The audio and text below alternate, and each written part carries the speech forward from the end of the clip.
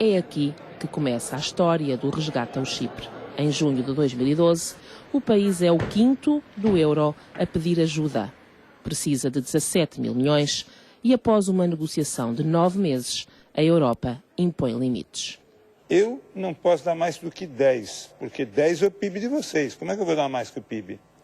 Agora vocês arranjam 7. Então, bom, como que vocês vão arranjar?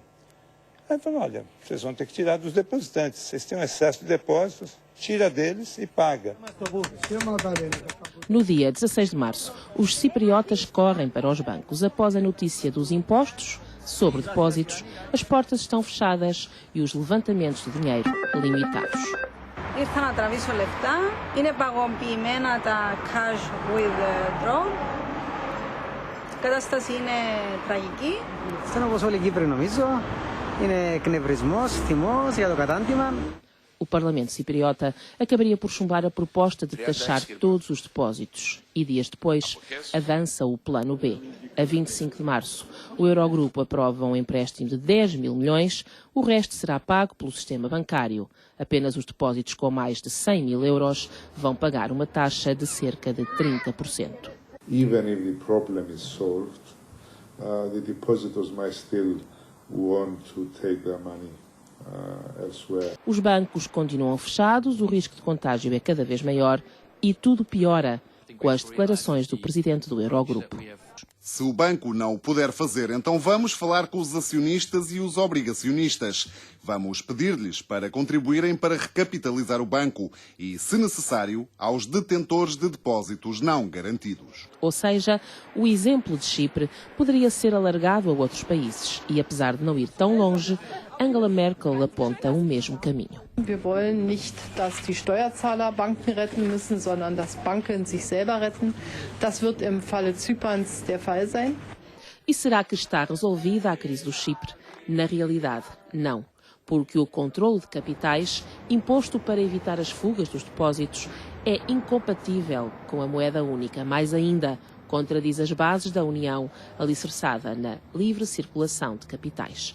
E quando Bruxelas afirma que este controlo está de acordo com o Tratado de União, está a abrir um perigoso precedente, que pode bem ser o princípio do fim da moeda única.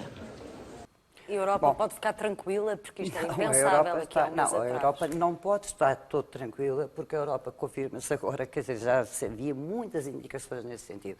Mas a verdade é que a Europa é governada por um bando de loucos. Não há outra forma de chamar a isto.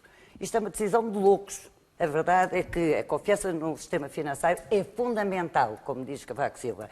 E isso, mas sem essa confiança no sistema financeiro, nenhum país está a salvo.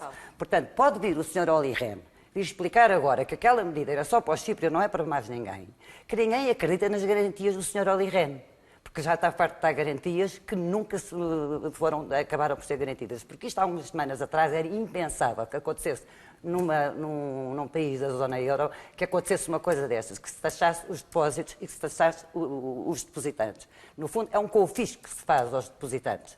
Portanto, é evidente que isto tem, como a Moody's alertava, tem perigos de contágio para os países periféricos, etc. Não por acaso, ainda ontem Marcelo Rebelo de Sousa dizia aqui que tinha recebido centenas de mails a perguntar o que é que se havia de fazer ao dinheiro. Eu, na minha modesta contribuição, também ouvi muita gente a perguntar o que é que se há de fazer ao dinheiro, porque isto, de facto, não inspira, como diz Cavaco Silva, não inspira confiança. A partir daqui perdeu-se um elo de confiança fundamental que existia entre os depositantes e a banca.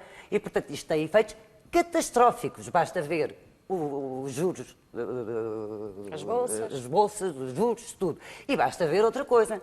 Basta ver a forma como agora toda a gente quer dizer que não teve nada a ver com aquilo.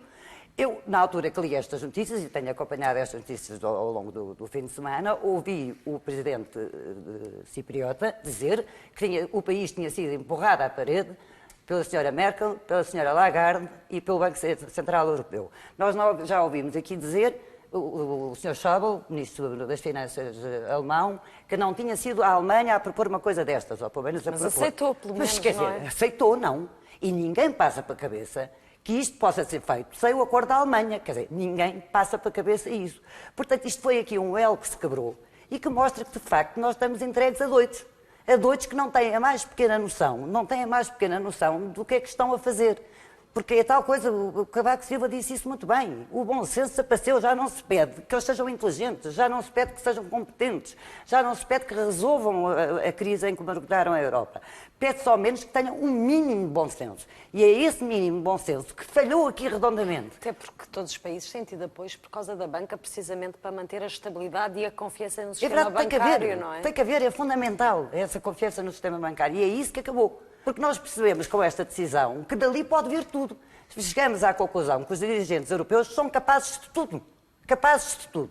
E quando se prova que uma elite dirigente da Europa, numa Europa em crise, em que está tudo pantanas e em que eles não percebem nada, não têm dado a perceber coisa nenhuma, nem as eleições italianas, que agora estão em banho-maria, nunca mais ninguém falou disso, mas vamos ainda ouvir muito falar disso. Quando não percebem de todo que há um sentimento cada vez mais anti-europeu nos países que estão sobrecarregados ou que estão sobre o efeito da austeridade, isto, quer dizer, isto mostra como, de facto, nós andamos, a Europa parece neste momento uma nave de loucos. Quer dizer, é isto que está aqui representado.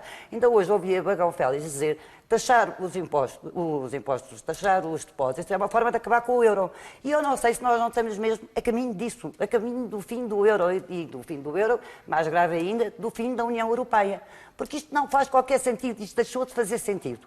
E a partir do momento em que deixa de fazer sentido, e a partir do momento em que já não é só a questão da austeridade, etc., mas é a loucura, porque já os programas de austeridade são uma loucura. Com a receita que se viu, como se viu, aliás, na sexta-feira tivemos a oportunidade de haver confirmada pelo Ministro das Finanças em Portugal.